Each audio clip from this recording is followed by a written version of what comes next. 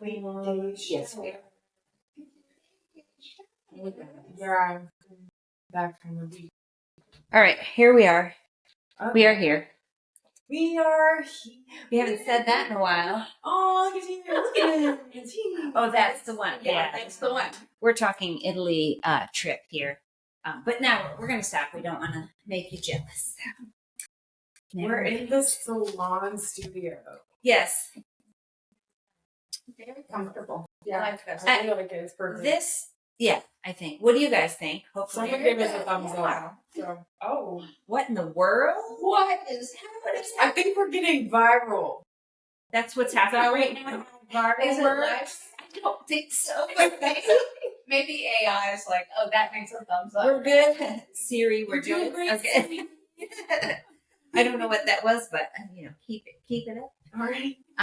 We got some fireworks. Oh my god, I said the S word. That was exciting. AI person on the phone, and so now it's like, what do you need? What can I help you? So make sure my watch. I'm too connected. Blah. I'm just gonna call somebody. The car's gonna start. Yeah, one of my clients just left me a message. She's not she doesn't do texts and stuff, so I'm like, knowing my phone, it would probably call her back, and she'd be like, "What's going on right now? We're doing a podcast. You should come on." Anyway, so I have all my sponsors here. So we're talking about, what are we talking about? We're talking about fitness, right? Fitness-ish. Fitness/yoga, the Across bridge. all of our pillars, right? Pillars and fitness, like Yep. And dogs. and No. there's a The dogs that want to be on the podcast. Yes.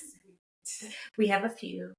Okay, so I don't even know where. Well, let's talk about walking. So let's just start there. walking. So good. Yeah. Like, if nothing else, if no other exercise sounds good, just a nice stroll, even for 10 minutes outside, like in nature, is so beneficial. Basically. So Yeah. I've been telling myself the whole, get outside, because it's really hot here right now. I'm doing it really early. Yep. So I'm leaving the house before the sun comes up, and then I get to see the sunrise. Yeah. And I know that getting the sun in your eyeballs helps with sadness and all the things. And so I'm getting my steps in, I'm getting my sunlight in, and I'm getting off my devices for an hour every morning. It's a daybreak ritual. It's a daybreak ritual. And I'm loving it. Loving it. My neighborhood's really hilly, so in addition to just a walk, I'm also getting some cardio in. get some glute work. Yep. And it used to be really hard, and now it's not really hard. Yay! That's awesome. Well, I do my I haven't done it in a while. I did it today. I don't even know. I did it.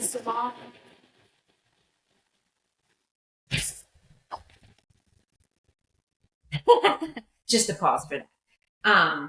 So I go live on Instagram and do the little morning walk, look at the sun coming through the trees. And it's also I love, as much as I'm talking on the Instagram, I'm also enjoying it myself. So that's fun. And I do it a lot without, I do it off camera too, because can't film everything. Yeah. But walking, I used to walk a bunch with my friend Camille in my old neighborhood. And that was really good. Again, the hills are the best because it's just built into walking. And sometimes what I love and hate is as many times as you drive down the road and it seems easy, and there's no hills, when you walk it, Those slow you're like, grade what hills. in the heck? There is a hill here, and it's hard. Yeah, it's a longer, tricky, sneaky one. Yeah. You don't know it until you're halfway up and you're Yeah. And then that's when the dog needs to go to the bathroom, and you're like, oh my God, why do we have to stop? Well, and years ago, I used to run, and I loved it, but it wasn't sustainable. And everything I'm reading now says, walking is just as good as running. Yeah. Just get out there and move. Yeah. Unfortunately, I do have to run the crazy dog a little bit, but it's it's like I'll do 5 miles every other week. Like and I don't put that distance on it.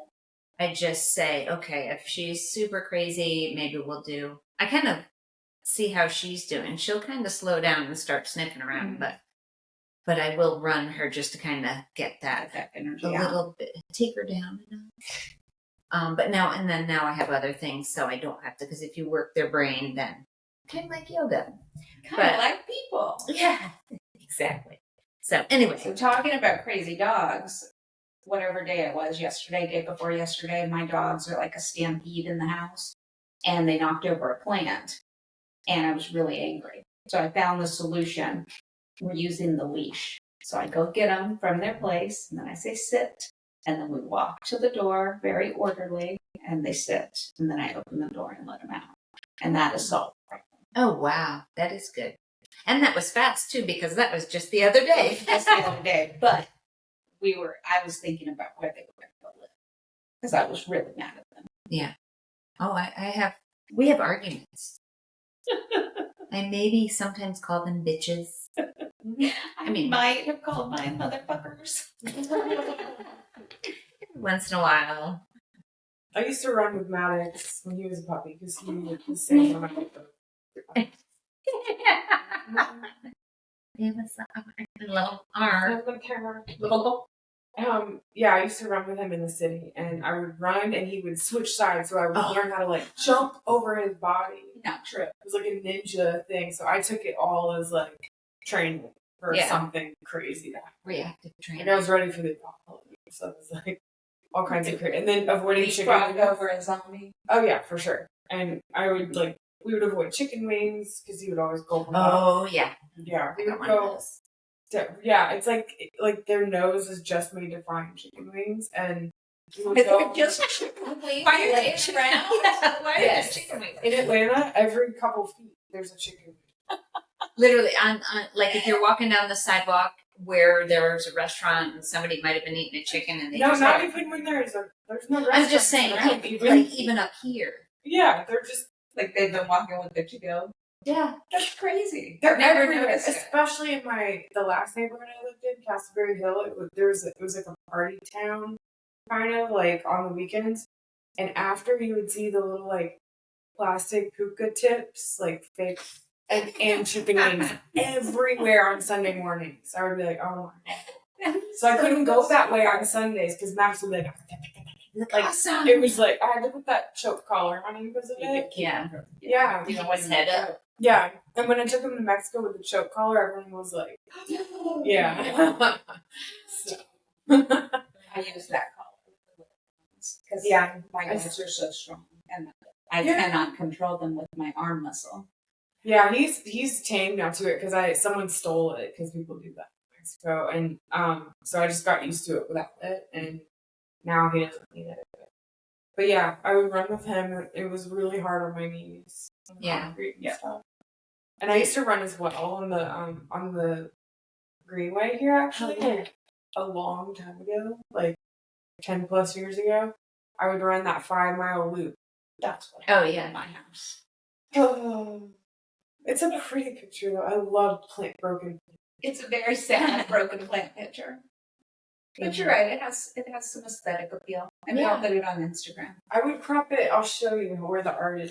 It was all you. But like, it's there. See, it's in that like gradient of destruction. So what she's looking at is a picture of one of my plants toppled over and the dirt all over my entryway. It's pretty. You'll see it. I love the whole picture though, because it's like the shadow. I like the light there. Yeah, I love the light. Like you could even put this in like a filter that made it a little bit sad. I didn't put any thought into that picture. The only reason I took it was so I could send it to my family and be like, "These dogs." That's the best pictures where you're like, just need to get this. Yeah, I need proof. Because the other thing is, we've had these puppies for about 7 years. I guess they're not puppies anymore. And we took them to lots of training classes. Like they've had a lot of training. And they react well to the bass in my husband's voice. But I have never been alpha. So when he's home, they behave really well. Oh, okay. He's traveling right now, so I've got wild puppies on my hands, and I don't know that anyone believes me how bad they are when they're home alone with me. Can you like do? I do that. Or is there like one of those little like voice toys where you can like? Oh, yeah. Word? They probably bark at her. What the hell is happening to you? What's going on? I bet you there's a toy in like what would do the trick.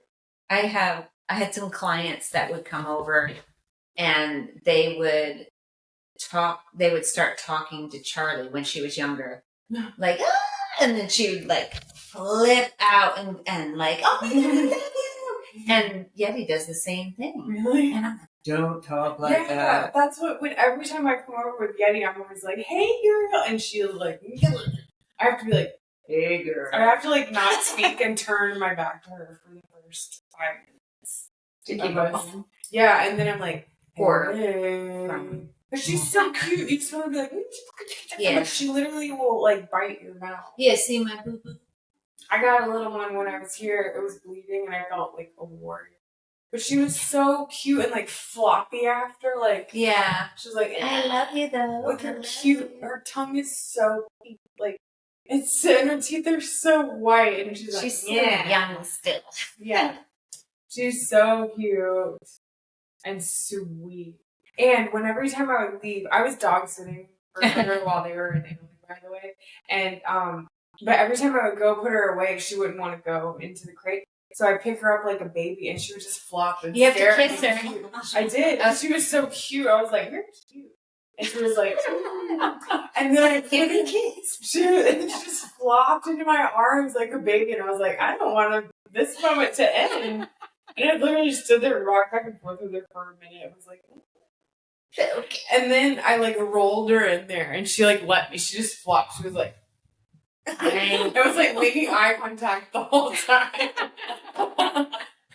And then whenever I would go in for the day, like to say hi and let her out or whatever, she would be under the blanket like Mother Teresa, like she would be sat up like this with the blanket just draped around. She'd be like, hello. And then she's like all calm. Yeah, for a while. Like you take the thing out and she's like, and then you let her, you take her out and she's like, thank you. And then, yes, and then it all. It's like an explosion. It's the cutest thing in the world.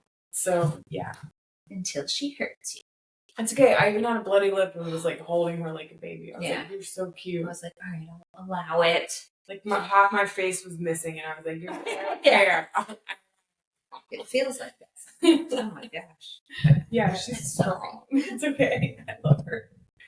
But yeah, fitness and walking. I wanted to say my thing on walking was, why did my voice go like that? My thing on walking is that there's a it's nice. It's so like accurate to the kind of weather that we're in right now. Yeah, which is like swampy, southern. Yeah. Don't let that deter you from getting out there. It still feels good in its own way, you know. There's fireflies, which make me want to cry. So, hey, why do fireflies make you want to cry? It's like glitter in the forest. No. And I wish that was real all the time. So it makes me want to cry because I want it to be real forever. So it's like a deep, deep appreciation for beauty and also a deep sadness for not being able to grasp it. I get that. Right? I get that. I think about it like fairies. Yeah. Like yes. something magical. Magic and fairies. Yeah, for sure. Those are what I'm, I need to show you guys. So I'm starting a, like, little sun catcher, like, line, I guess you could say. And I want to show you all my progress. But speaking of that, one of the lines of it, one of the like core values is fairies. Okay. And like not just fairies, but like fairy energy, like things with wings and magic and beautiful like butterflies and just like this is where it's going. You were busy. Yeah. So also like the rose energy, the owl energy, like all this. I've been collecting all the things that are part of my story so far. Instead of feeling stressed to like share with words necessarily. It's like, here's all the things that like, I don't know, impacted me in a good way. You like the little wing? You could like make an earring out of that, and somebody would wear that. Oh yeah. Let's switch to a tech conversation. Can I see the back of your phone? Oh yeah. Is that part of your case, or is that in there separately? It's part of the case. And do you have the thing in your car to set it on? No. What do you use this for? I didn't want it. I was like, I don't want that. I don't want it. I don't have the stuff that it goes to. Do you use yours?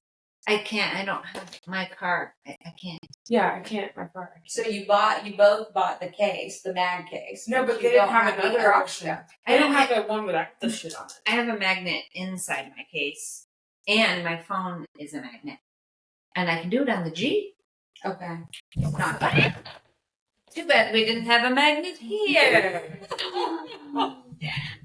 I have been on Amazon looking at cases for a week, and I keep Xing it out because I'm like, do I want the mag case? But then if I get the mag case, then I need to buy the little thingy that goes in the air conditioning vent. Oh, but that's worth it. It's because there's like it's it's like $9 for a pack of 3 or something. Or you can stick it to like crazy. You can just stick it somewhere. Get the one with a sticky on the back, so you can, because sometimes the vent doesn't work. give you the right angle and stuff. Well, and it's not that I don't want it. To your point, Rachel, right? I agree that it's worth it. I'm overwhelmed with the options. What if you just get? Because I have. Don't give her more options. Oh. I'm kidding. I'm kidding. You just go and get the case you want and get a magnet. So you're just on your putting a case. magnet behind your case? Yeah, but you can put it on your case, or I think if you get a strong enough one, you can put it. What did he do? He put it on the inside of my case. So what do you use it for? What do you use it for? Well, the G. The G. If I'm in there, or there's a something. or his. Magnet. Yeah. Is there something in there that's magnetic? You put in your car? Okay. Yeah, he had. Yeah, there's the stick-on stand with the So you magnet can get one in the truck and the Jeep, just not in your car. So that I get the thing. If you want, I'll pay you the $3 for one because I will then this will work. Okay. I'll be like, yeah, it's worth Yeah. it. Because I was like, I want that weird circle and I need it for it. I just want the straight. like the magnet circle. I have an extra magnet circle. No, like I need the. Oh, the stick The on. other side. I might have one. I'll look. I'm sorry. We're gonna figure it out. Well, Do you guys have one? This is also where I'm going. Sort of like. Oh, that's really neat. Isn't that cool? She'll put the link to her Etsy shop on here, or whatever she's doing, wherever she's going to be. If you guys are local and she might have a booth somewhere, we'll let you know. Yeah, I'm doing the Lakewood 400 booth. Oh, We'll yeah. put that in the show notes. Here we go. Okay. Oh, So I have a few. fast forward. Sparkly. And when we get more advanced, I'll put this video up on the screen. Yeah, we could have like whoosh. Oh, have it go sorry. right I'll up just there. upload the video That would be- that I'm showing you. See, I put the little thingy thing. Oh, it dropped. Oh, yeah, that's the funniest part of this video. Watch this, watch. I'm trying to get this song to catch it. Oh my goodness. Oh, that. Oh, there it goes. Here, there it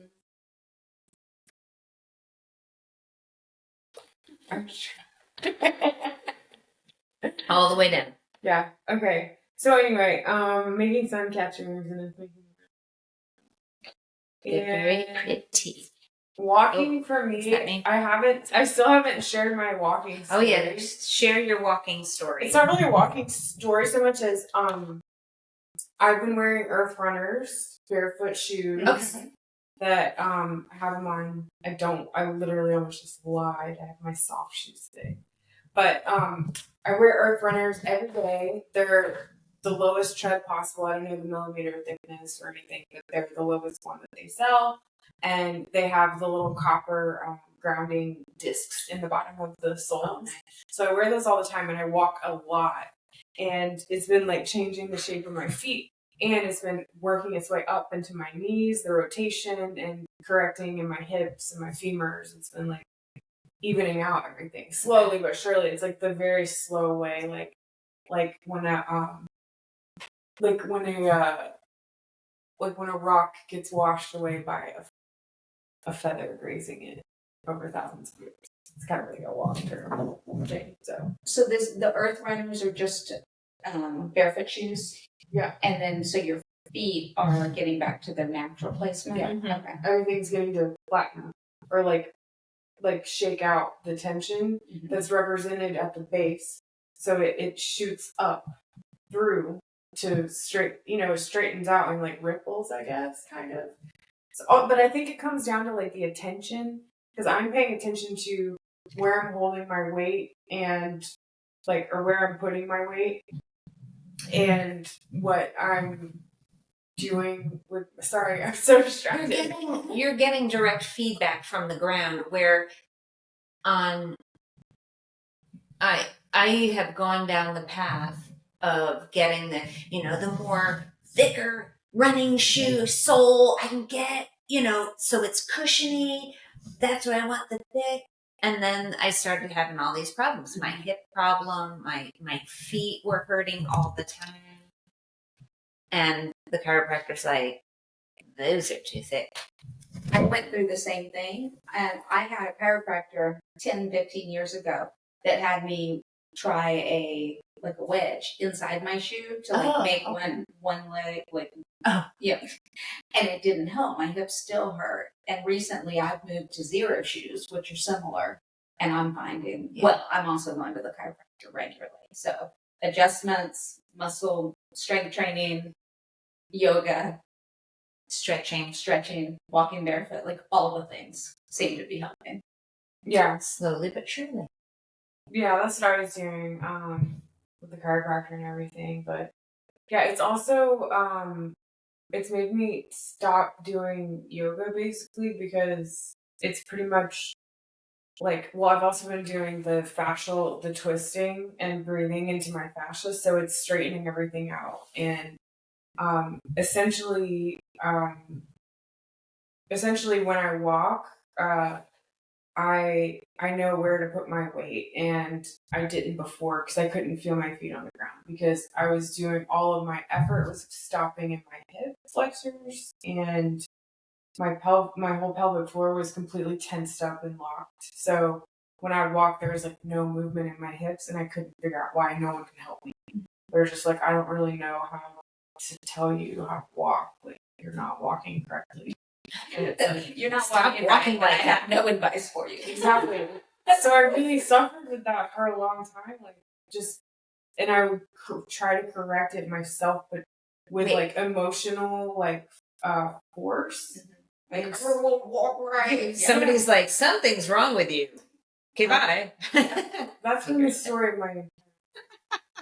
So Rachel and I had a similar conversation today about weight training.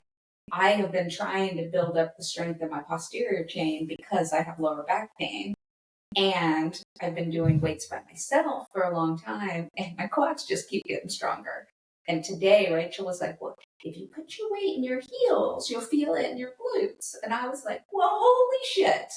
Yeah, it's up to that. It's so, and I'll go even further back to where it really started was with hold on, I'm gonna, because I can't talk while you're sorry. No, it's okay. Because you're like, what you got? What is it going on over there? I don't want to know. It's just distracting because you're I have it's like a autism or something. I can't speak when people aren't listening. I don't know what it is. It makes me have tics.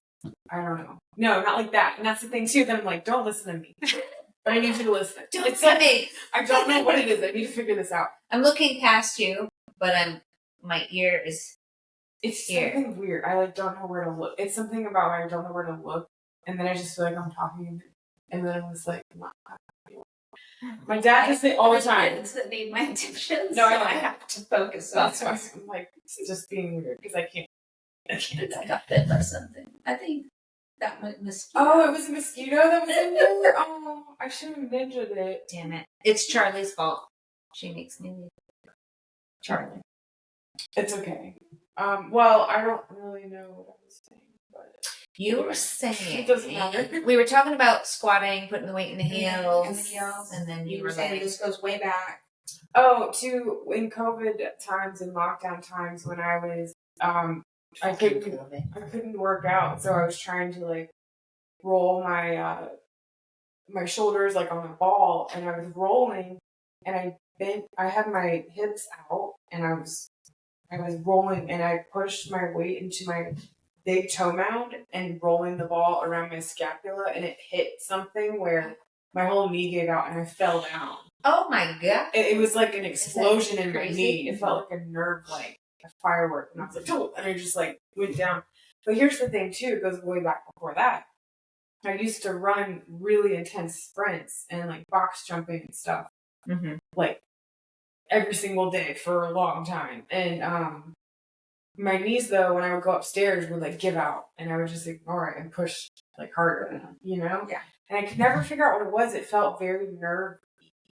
And so anyway, as I've been going through the yoga thing and went down to the Ashtanga way, it helped me like rotate my femurs, but I've always like unconsciously like externally rotated them so that they wouldn't touch, because my body idol was Britney Spears. So that's why I became like a gym rat, because I like 12-year-old me wanted that body. So that's what drove me. So I've been slowly trying to untangle that.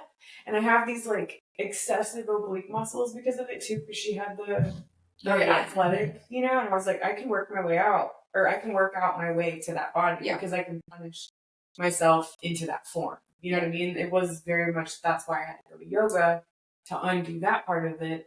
And now I'm going into the psyche of it. Like, why did I?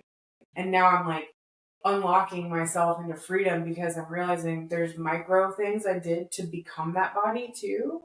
Because naturally I am a very athletic body type, but the body that I built was a false version of it. Like I wasn't embracing the natural part and working with it. I was forcing to become it. You know what I'm saying? So I created all these shortcuts that created all these issues now. So one of them being like unconsciously like rotating my legs and like tilting a certain way to make myself appear that I looked like something from the outside.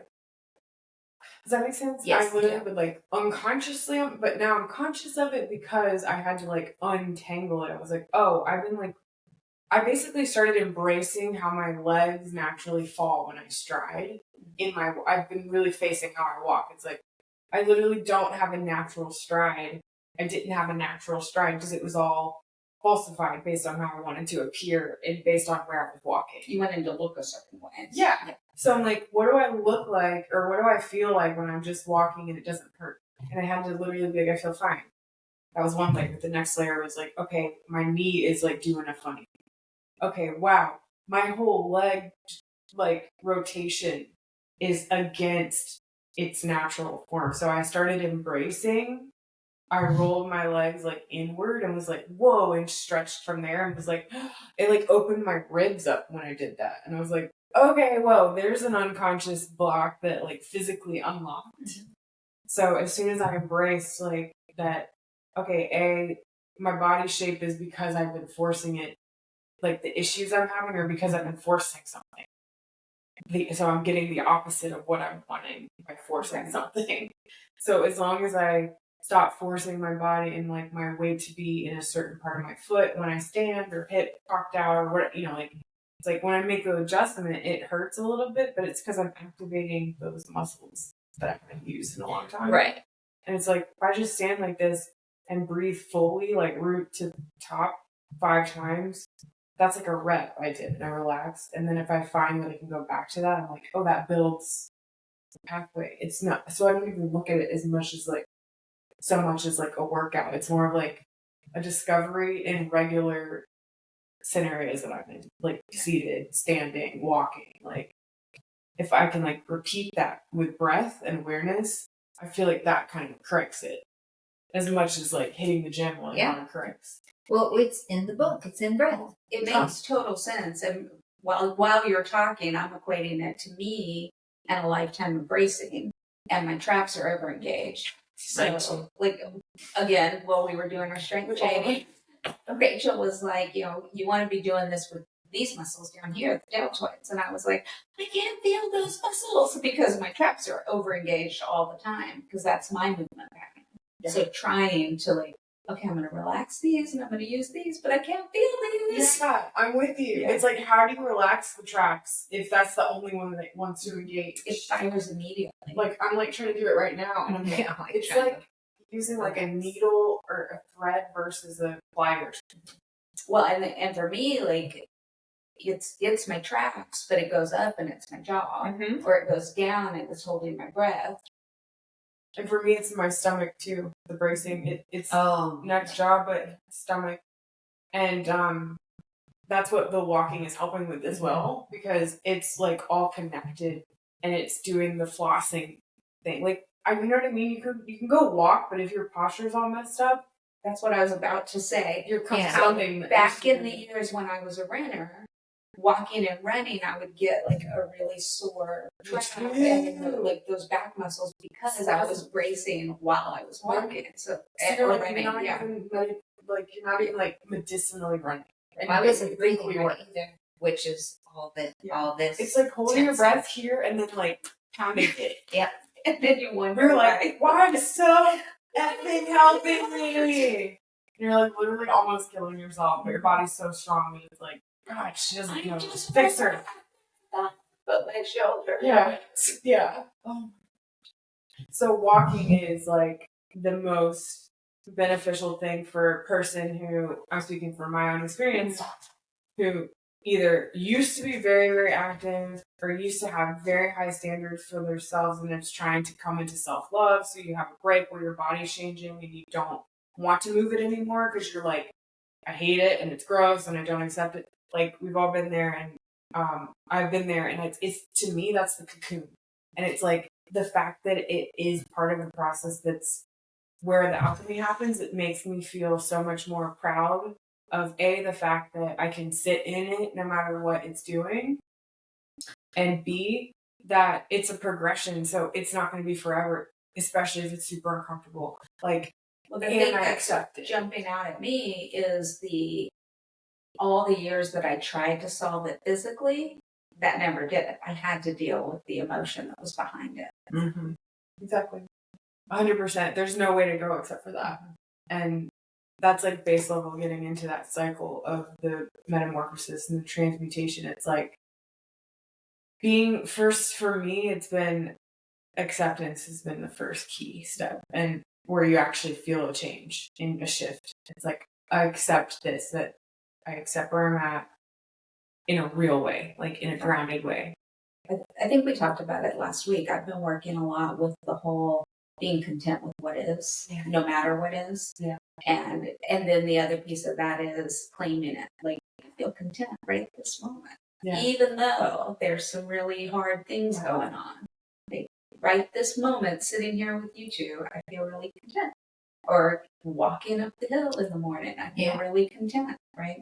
Yeah. That even though is so powerful, because that's the acceptance. Yeah.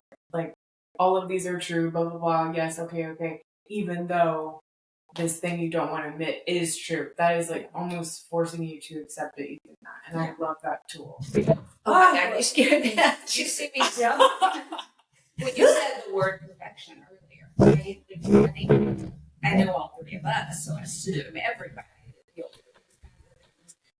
it starts with that belief that everything has to be perfect. Everything has to be a certain way. You have to be safe. You have to be whatever. Yeah. Yeah, exactly. And accepting that you can grow where you're at, no matter what. And for me, with the body stuff, with the fitness stuff, and with the letting go, it's almost parallels. Choosing like intuitive eating is that same kind of like cocoon type. I keep talking out of my own head. It's crazy. I am so freaking hungry. Like, and I know it's because Rachel and I have been doing a lot of strength work. So like my body's building muscle and like, but it's insatiable hunger. Like, I mean, a pot of popcorn today, and I'm the only one at home. And every time I walk through the kitchen, I do. And like right this moment, I'm having visions of like, I don't eat meat, but I want a hamburger. Like, Oh, having cravings yeah, and stuff. like I am so hungry. You're changing the molecular structure, and it's like changing your chemical.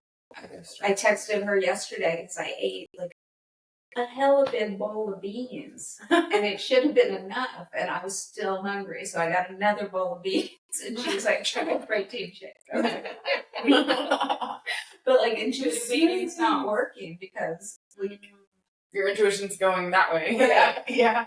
Well, it's just it's That's be a hard. minor change, and It's once just you a get shift. it. Also, I don't know. I know you drink enough water, but that sometimes when you're starving, you're also thirsty. hungry and thirsty together. So Yeah, and so with that, I think having like a ton of fresh fruit, like already cut up, is good too because it's like hydrating and you can eat a lot of it, like popcorn. I know popcorn wasn't a good choice. No, but I was think it's a just great so choice. hungry. I think, but it's a good choice because it's like, for me, in my mind, it's like something you can kind of like eat a lot of, and it's not as dense because it's like airy. That's kind of where I was. and it's fiber. I think it's fine. And I think like fruit is a good thing to have with that too, because it's that same, you're getting hydrated and you get full, and then you can come back to it. I like to have a lot of cut fruit, and like come back to it as like grazing. Yeah. Because it fills you up. Like, Well, you and need some there's some of that going on too, because I'm home alone right now, and so usually we've got like a pot of rice on the stove, and we've got the beans, and we've got like all kinds of different fruits and vegetables that you can grab from. And I haven't gone and bought the stuff because nobody else is home. Yeah. I hadn't even thought of that till you said that, but that like my life's a little different this week too. Yeah. You don't have your structures in place. Your snack structure. You have to reorganize the whole snack. Well, and just when they come. Yeah. You deserve it. You deserve Lay there and eat. Yeah, lay there and eat like grapes off the vine. I had a thing of sourdough because my husband likes to have a thing of sourdough around. He just like cuts off of it and eats. Yeah. And yesterday I kept cutting pieces. I was it's so good. Good sourdough. That's leftover from Italy. Well, what else on walking? What else? I mean, I definitely think that. I think something that I've been focusing on is contemplation, like because walking is more than just physical, and so I've been using it as a time to think. And sometimes I'm thinking work, sometimes I'm thinking family, sometimes I'm thinking like the things that are bothering me. But just having that time alone to process really feels good to me. Yeah, I like that too. Like going over, okay, let me go over this and get it straight in my head. And I do a lot of that kind of rehearsing almost of like what's going on through the day. Yep. How I'm going to handle it. Oh, that made me want to ask, like, do you guys think that, okay, so the line between having a routine and then beating yourself up for not doing the routine. I feel like I have a set of different kinds of routines that apply to different types of days that I have, like, but I find that if I miss like meditation or something, I beat myself up. But then what I've realized is I've broken that thought pattern recently because I realized that I'm in deep meditation when I'm doing something like cutting a cantaloupe. Like, it's a beautiful thing. And when I'm walking my dog and I'm picking wildflowers, like, I realize how deep in meditation I really am when I'm doing that. So that's like a way to get around routine fatigue or feeling guilty about not taking your walk if you decide to commit to something like walking, because we're talking about how it's like, well, I don't know if we've said this, but I think we can all agree. It's a simple, basic, really easy to do if you walk. I took this from the Dan Harris podcast this morning, but 15 minutes out and then you can turn around and come back. Yeah, it's back. Yeah. That's like your little starting point, so there's really no excuse. And the fact that just like dedicating out 15 or 30 minutes to yourself to move around especially if you're in a place where you're feeling sad, depressed, you know, a little bit hopeless, a little bit scared, a little bit in fear, whatever, anything negative vibration-y. Like, and you find that you're not moving, that even if you walk for 5 minutes and just lay your ass back down and do it again the next day, that is like medicine for yourself. That is a huge dose of medicine for your body and your mind. So it's so important. But if you miss it, it's like, I don't know. I've just found that if I start telling myself the other story, the other version of the story to the criticism, it's like, I accept you criticism, but I'm gonna pitch it to you like this, and then accept sort of in the middle of like, yeah, maybe that was me being lazy instead of thinking I needed to rest for the third day in a row. It's like, okay, well, I'm gonna try again tomorrow. But at least I like logged that complaint in my like complaint file folder. And you can do it as business too. Don't beat yourself. Like, okay, you took an off day today. It happened. Well, and I think that what you're referring to, I have too. And I think it's a hangover from perfectionism, right? If we beat ourselves up for not doing what we told ourselves we were going to do, because if we don't do things perfect, then we're not good enough, right? And that's the thing that has to be broken down. Yeah. Like for me, ritual is great, but sometimes you just don't have time for the ritual, and that's okay too. Yeah. Like, and the ritual is and I had this thought process today because I need to go see my doctor. And so I called my doctor's office and I made an appointment, and they have time for me at like 7 a.m. on Monday after the 4th of July.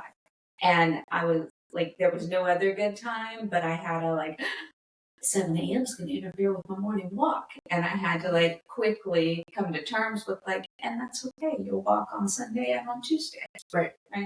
I think I relate to that a lot because the feeling right there that is, to me, it was like, if I skip a day, I'll never do it again. Right. So that's like a fear of, I don't know what, but it's like this fear of breaking. It's like you get a buffer zone of you can like offload your responsibility because you have bolstered yourself into such a tight routine that you almost can't fail. And so if something breaks that chain that you've built for yourself, you're out of control. And it's just another way of saying like it's a control mechanism, but under the guise of perfectionism, under the guise of being extremely productive in society. Right?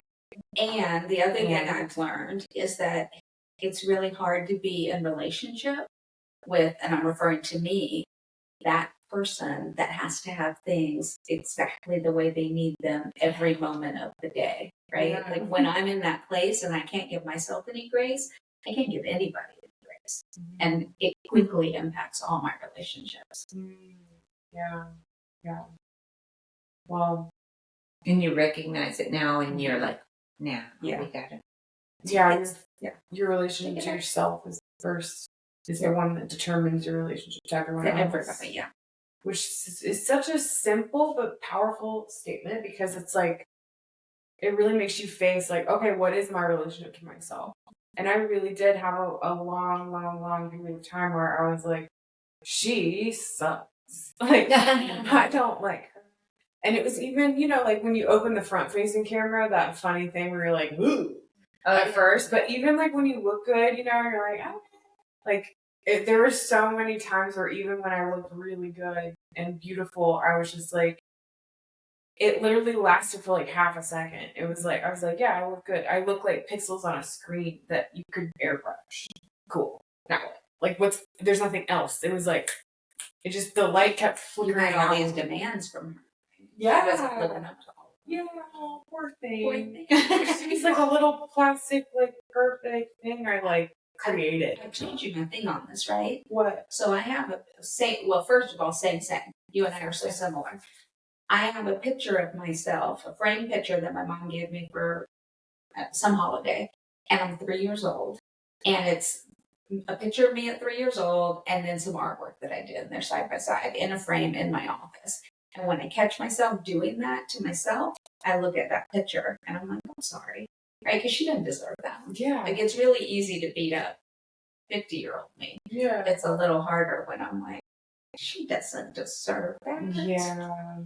I feel a little more protective of myself now. But yeah, you're right. I mean, yeah, so but anyway, I forgot where we were going, but I felt so strongly to share that, and I feel good that my little inner child is seeing it. Well, I think because you were talking about how simple it is, I think it's something that we have to be aware of all the time. Yeah. Because it's so easy to slip into that self-critical voice. Yeah. I had a therapist years ago. She was like a therapist, work coach kind of person, and she had me for like 3 months. Sorry, yes, and chair. Keep track of my wins. Like, what happened at work today where you won? Like, what did you accomplish? And at the end of the week, I'd be like, holy cow, I got a lot done. But it was at a time when I was beating myself up because I never got enough done. And I didn't have that one thing finished. And oh my God, I needed to get this other stuff done. And she really made it the ritual for me to, at the end of the day, look at, like, I got these 10 things done. And they were hard things. So that, over the course of a year, I could really talk about my accomplishments as opposed to always going to the places where I thought I was a failure. I love that. That was your default. Mm-hmm. Yeah, my default was these 5 things that I said I wanted to get done never happened. And as opposed to, but I got these 50 things done. Yeah. Mm-hmm. Well, I like it. What time is it? It is 9:12. 9:12.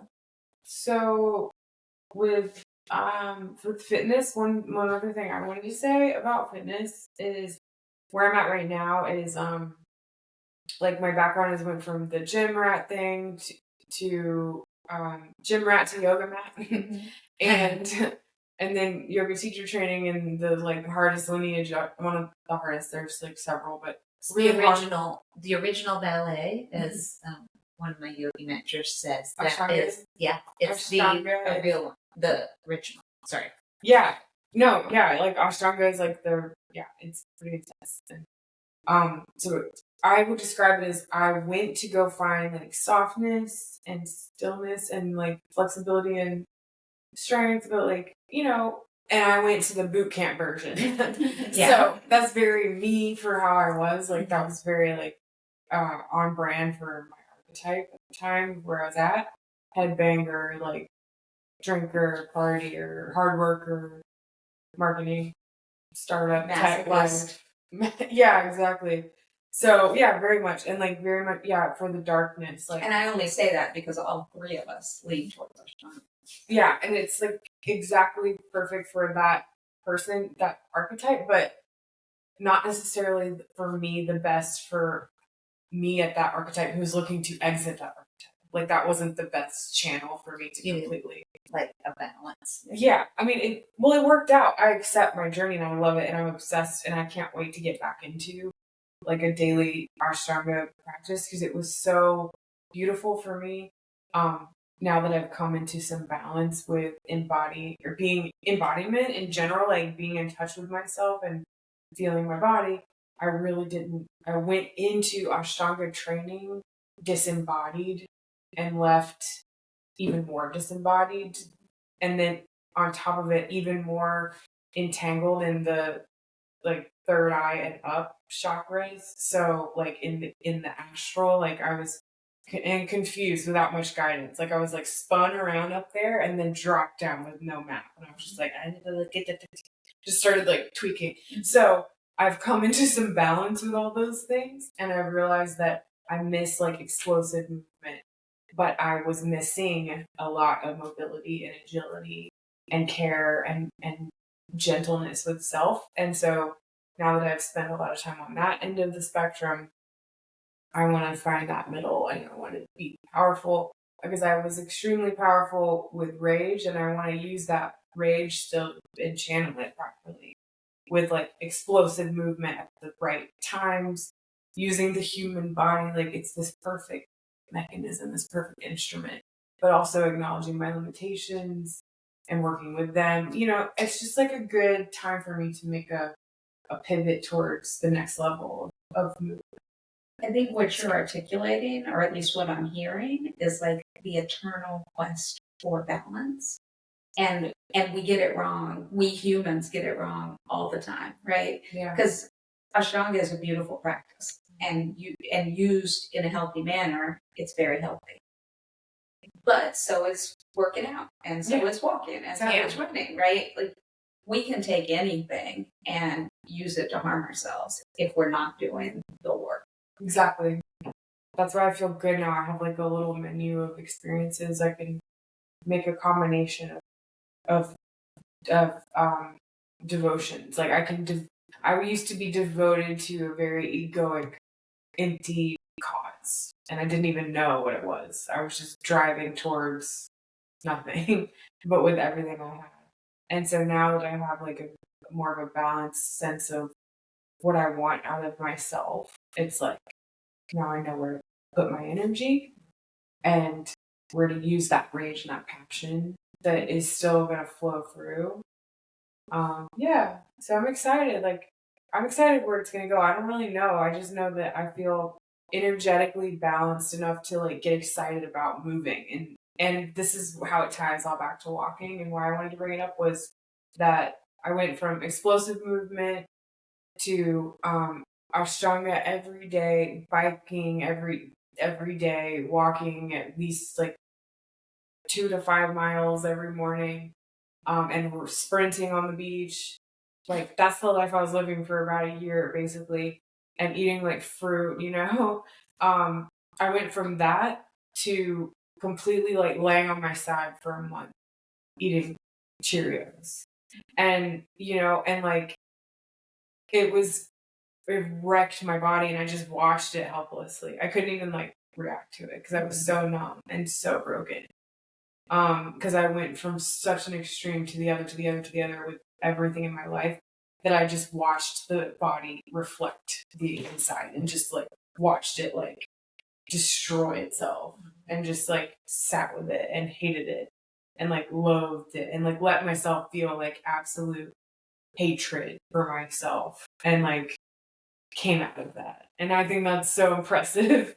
And was able to get from that loathing point, like on the upswing. I went into a phase of like, not acceptance was like the last. That was like the very last step, the acceptance. But it was like this like feeling of, I'm just gonna watch you, girl, and try to support it. Of like giving up. Going through something. Something's gonna happen. I'm gonna step out of the way. Like, it's just like, I'm just gonna stop, but I'm not gonna abandon you. And it was almost like we came face to face with each other at our worst, and we're just like, there's like snot dripping, and then there's like me, I'm like huffing because I'm angry, and the body's like dribbling because I've abused her. And we're both just like, let's fix it. You want to? Okay. And it's just like, all right, I'm gonna let it just. That's where the walking was the first literal step. It was like, just get off your side, maybe eat one less. I eat these tiny little servings of cereal with a tiny spoon, and I'll go back for like 4 more. So it's like, maybe eat one less tiny bowl of Cheerios and take your ass down to the stop sign and back. Okay, good job, you fat piece of shit. And then lay down, and then the next day do it. It literally got down to that. And it was like, I was trying to control how my foot landed because I was pissed that my legs. Ashtanga really helped me like get my hip alignment kind of solidified with muscle memory, and it all just like untangled, or like it like undid. So then you're tripping over your feet. Yeah, I was just like, I don't know where my foot like a little baby foal. Yeah, but not in a cute way. Like in like a like that thing is broken. Yeah. So you're telling us the story of like navigating the emotional thing, which is reminding me of like post-surgery.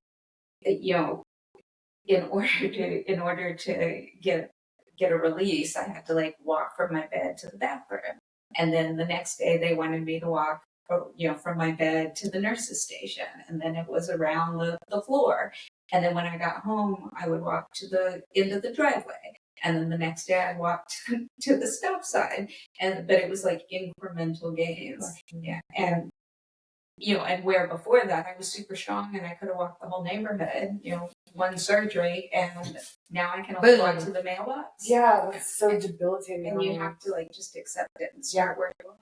And that's mental strength. My husband describes it not with words, but he'll put his clenched fist out and then he'll take a breath and he'll open his fist, because it's like that representation of we're trying to control everything and we have to relax. We have to release. Yeah. It's like the monkeys. Yes. The monkey traps. Yes, they can't get, or the raccoon traps where if they're holding it, they can't get out. They can't get out. Yeah, Yep. they gotta. You have to release that hand, and you have to accept that it's an illusion of control. We're not in control. Mm-hmm. We're lying to ourselves and telling ourselves we're in control, and you gotta let that go. So I did that with my body. Yeah, that was really hard. That's the hardest part, was the letting go of control, and just accepting what it is so hard, because we're inundated with quick fixes, and it's so tempting. And honestly, I Dog is screaming. She's I thought it was like a party, like a person. Yeah, It's like, yeah, woo! she's partying it up in there. She's like, I'm this. No way. We should let her come in. Just put a plastic shield over the technology and just see what the camera would. It would be hilarious. She would. Yeah. Well, it might break. It might break something. Yeah. She's kind of really dangerous, but She's great. she sounds so cute. I forgot what I was going to say, but I guess that's a good place to stop. Yeah. I mean, I was just going to say something about, hopefully, if somebody's listening, or one listener, you have to find what, like you were talking about with all your different things that you've tried, and some people don't even start because they're nervous about it, or they'll start something and they don't like it, and then they're like, I just don't like it. There's something out there for everyone. Absolutely. Walking, usually everyone can do. Some people hate it. Some people get so bored. But if you go out, if you go out with your podcast, or if you go out and with gratitude of this beautiful earth that we live on, you can find something. Birds, leaves, sunshine, rain. I mean, everything. I love going and walking on the Greenway and listening to everything that's happening in the rain. I love it.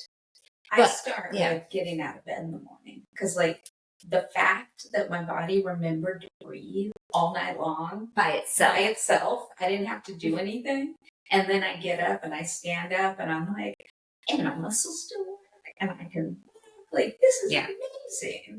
And I know it sounds silly, but there are a lot of people that don't have that gift, right? Yeah, exactly. So find something, try it. If you don't like it, don't give up. Try something. There's so many things, so many types of working out. We've done, I don't know how many different, we've done AMRAPs, we've done every minute on the minute, we've done with lighter weights, jumping. There's stuff, yoga. It's not where me get bored. But it keeps the body guessing too, so that's good too. So if you want to go get class pass and go to every single different thing there is, something might catch you and make you obsessed. And if you can't find that, that's fine. Just don't stop looking. And I don't know, don't give up on yourself. And then just like I said, walking, like we all said, walking is first step. It's exercise, it's meditation, it's a lot all in one. So good for your brain. Yeah. Even if you just go find a local park, you can just walk around the loop, you know? That was a big block for me, was I don't know where to walk. Because I used to live in the city, so I would walk everywhere all the time, and it was no question. Then when I came out here, I was like, ugh, there's nowhere to go. It's weird. Oh, we were gonna talk all about that. Yeah, we can. But we can put some locations in the show notes. Yeah. Maybe. Yeah. Or we can continue, because we didn't continue the conversation and talk about, each of us could bring our favorite local places. Yeah. I love that, because there's little hidden gems, and it's so nice. And I do think that that's a big barrier for. I don't think I'm alone in that. No, I don't think you're No. alone in that at all. Accessibility. Before we turned on the recorder, we were talking about Cal Newport and how on his, I think his blog's like deep thinking or something like that. But today he was talking about carving out time to walk while you're thinking about your work stuff. So Yeah. you walk, you think about your work stuff, then you sit down somewhere and you write notes. And and maybe it's a problem, maybe it's a paperwork, right? Maybe it's a strategy pitch you have to put together. But just getting away from your desk, getting out of the office, going outside encourages your brain to work differently, and you can problem solve at a deeper level. Yeah. Rich does that. My husband does that with when he's traveling. He won't make coffee in the room. He walks to the coffee place, wherever there's a coffee place, usually Starbucks. While he's walking, he's kind of going over his day, gets his coffee. On the way back, he'll take a call, or he'll call somebody, his mentor, and kind of go, this is what I'm thinking. How does it work? So strategizing as he's walking, or just letting his mind, depending on what he needs, kind of not thinking about any of that and just thinking about coffee, and taking that break. I cheat, and I do it in yoga. And I know in yoga we're supposed to be meditative. We're supposed to be like clearing our brain. But I actually, like, when I have a big problem that I'm just overwhelmed with, I'll think about it while I'm in yoga. Here's a secret. Everyone does. It. Oh my God. Well, yes. I find some of my best solutions on my mat. But you're still listening, and you're still there. I'm still breathing. Right. Yeah. And so if you can juggle all that, but somebody newer coming into it is going to be like, well, that's not, nope, you got to get rid of something. I'm going to stop breathing, or whatever. But yes, you're right. That is, don't tell anyone. That's the secret. If you need to, you can do it there. Especially if you're like, I don't have time because I got to do this stuff. Please just come to yoga and think about multitask if you have to. Moving your body is going to help settle your mind and organize it. Moving your body organizes your mind.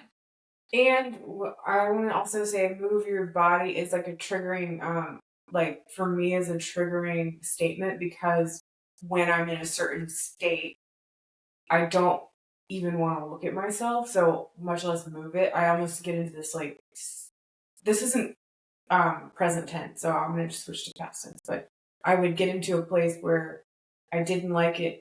I disliked it so much that I didn't even want to move it. I was like, I felt so disconnected from it, disassociated from it, that it was like, the advice is like, drink some water, get up, like, move your body, like, go for your walk. I literally couldn't even, I was so down that I couldn't even do that. And but my advice is, if you're in that place, what got me out of it was, this is hard because it's so cliche, but I'll tell you why it works though. It's do it anyway. It sucks. It is the worst, because if you're used to your body being a certain way and then it changes, and you were so tied to your body, your identity being how it was, your body being a certain way, your identity is so tied to how your body was a certain way, and it changes. You have to do the work, the inner work. You're faced to the inner work. I think we can all relate at some point, right? But that's what I'm referring to here.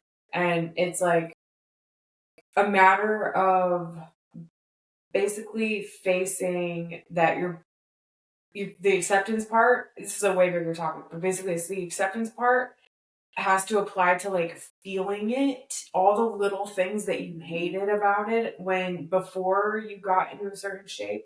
Say you started becoming a runner and you got used to how your arms felt against your ribs when you wore a tank top, for example, and you were doing some tricep dips, and so you were feeling like that muscle hit your rib, and you're like, every time you feel that, this is just an example, but it's every time you feel that, it validates you. You're like, I'm in my best shape, I'm a fucking queen. or whatever. You're like, I'm awesome. And imagine that you have to go to the hospital and it starts to hit a little bit softer. And you're like, every time you feel it, it takes your mind the other way. And it unwinds your confidence. And it's like, fat, fat, fat. It's like, so when you get to a low point or your sick point, when you feel your body feels different than you're used to, that example was just mine because it could be so many things. But when you feel your body differently, my advice to get out of that is to get as comfortable as possible. Like find like leggings that feel good, or like a shirt that like sucks up your armpit fat, or like whatever it is that you loathe about yourself. Like tuck it away nicely with love and make it feel nice and comfortable so that when your skin touches, it feels good. Like even if under there you're feeling that same thought over and over of like a bad feeling of like I hate you or you're fat or whatever. Like at least make it feel comfortable and let it say it hates you. Like at least it's like nice. And then go walk anyway or go work out anyway. Someone just give us a thumbs down. But yeah, it's all right. It's okay. But my thing is like I allow myself to feel comfortable as possible in my own state and then go walk anyway. Because it used to be if I felt my like something touching that used to not touch, I could not work out. I wasn't worthy enough of working out. It was like I wasn't worthy enough of being in public. It was so deep and gross. My thought patterns were so gross to myself. But what helped me get out of that really destructive loop was feeling comfortable as I was and accepting it. And as I started doing that, I felt like my body started to adjust and feel and trust me. Like what was happening was my body didn't trust me because I was telling myself that I hated it, like without really realizing it. And when I started being like, well, I'm going to let you be who you are, be comfortable exactly how you are and accept you, but we're going to go for a little walk. I'm not going to beat you up. But you're coming. But you're coming for this little walk. And it was like, are you sure? And then when I said, yeah, it's fine. You can touch, like wiggle, whatever the thing is that used to irritate me. Like it feels okay now because I invested in like a certain clothing item that made me feel like kind of like, okay, I feel good about moving my body. You know what I mean? Like, Yeah. it gave me like a license to like let it flop everywhere. And I felt like okay about it. You know what I'm saying?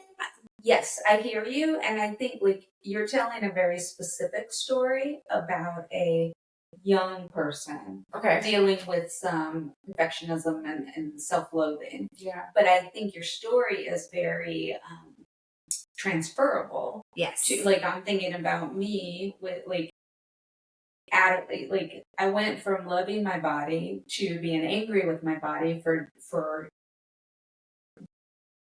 betraying me with cancer, to hating my body because a surgeon left me with weird uneven boobs. It falls in that perfectionist piece. It falls in the like people dealing with medical stuff piece. I think there's also a big thing for women as we age, because your 40-year-old body doesn't look like your 30-year-old body. Your 50-year-old body. 50-year-old body is doing all kinds of shit. Yeah. Besides physical changes, I guess it's still physical, but it's inner changes that hormone stuff we don't talk about, which we need to, because when you guys all go through it, you should be able to go in with your eyes open. Mm-hmm. But it is very much similar to that. Looking at my face, I gotta really catch myself going, you can't do anything about your aging.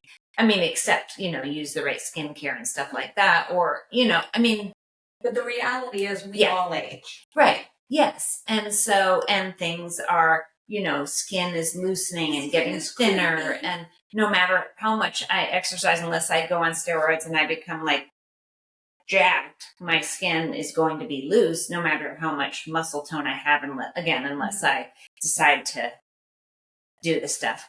And eat. If I eat better and, drink more water, yes, it's going to help. But the reality is, there are as you things age, we can do to do this in the healthiest way possible. Yes. But our bodies are going to change. I heard Sarah Jessica Parker was just getting beat up by the press because she doesn't look the way she used. Right. Yeah. And she was like, what do they want me to do? Stop aging? Like, just you yes. And well, and then there's the pregnancy thing, and oh my gosh, did you see how much weight she gained? You know what? she grew a baby. She's having a baby.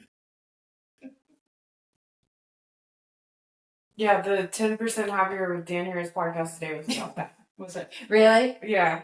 It was just like accepting, or not maybe the one today, but the one I listened to today was about like she used to be a big runner, and then when she got pregnant, and then her knees, and she had to go into this mode of like, it's not, what's the reason why? Why am I going to run? Is it for a perfectionist, like record keeping thing of self escapism? Or is it because I feel good? So it was all about like readjusting why you're working out. And that really resonated with me, especially as we wrap up talking about walking and then leading into like switching from or waffling between or using both like yoga and strength training and different modalities. Like my body got ready from going from punishment into complete surrender into now it's a powerful marriage of both. And it's like, yeah. So I feel like it was a lot of reassessment, a lot of self-acceptance, a lot of getting rid of a lot of not bad, but a lot of negative thought forms and patterns and stories and rewriting them, and pairing that with movement and then getting intentionally embodied into myself instead of trying to escape my own feeling, my own body. So, amen. I think that's a great place to stop. I think so too. Thanks. That was Bye, listener. Thumbs up. Yeah. Give us some fireworks one more time. That was so cool. Whoever you are. I think we have to However, figure out like where the thumbs up. Like, thumbs how down are we coming even from. live? Did I do live? I Some didn't cool even know. things not even Anyway, recorded. all right. That would be funny. That was Yeti hitting the cord. No. Yeah. Okay, bye. Peace out. Look, I'm gonna touch the screen. Okay, I'm gonna do it. I can never dance. Still.